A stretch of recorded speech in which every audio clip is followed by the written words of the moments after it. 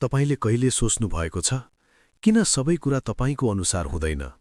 हामी योजना बनाउँछौं तर जीवन अर्कै दिशामा जान्छ। आज हामी बुझ्नेछौं परमेश्वरको योजना बिना केही पनि हुँदैन।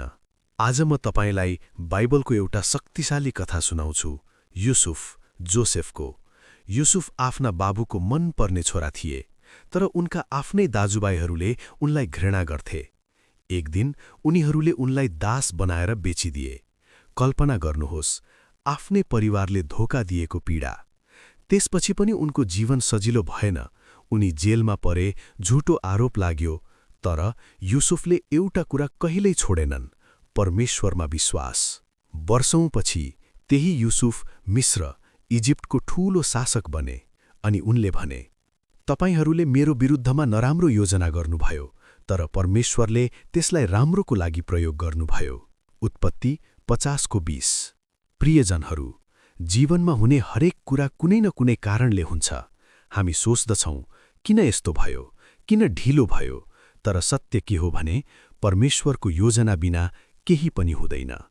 किनकि म तिमीहरूका लागि बनाएका योजनाहरू जान्दछु, ती भलाइका हुन्, विनाशका होइनन्। यर्मिया 29:11। सबै कुरा परमेश्वरलाई प्रेम गर्नेहरूको भलाइका लागि मिलेर काम गर्छ। रोमी 8:28।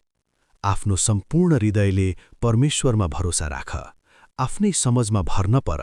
हितोपदेश 3:5। हामीले सबै कुरा बुझ्नुपर्छ भन्ने छैन, हामीले विश्वास गर्नुपर्छ।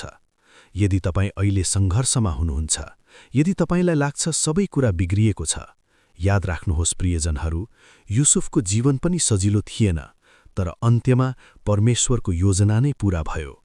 तपाईको जीवनमा पनि त्यस्तै हुनेछ। प्रियजनहरू, धैर्य राख्नुहोस्, विश्वास राख्नुहोस् र अगाडि बढिरहनुहोस्, किनकि परमेश्वरको योजना बिना केही पनि हुँदैन। भिडियो मन पर्योमा लाइक गर्नुहोस्, सब्स्क्राइब गर्न नबिर्सनुहोस्। धन्यवाद।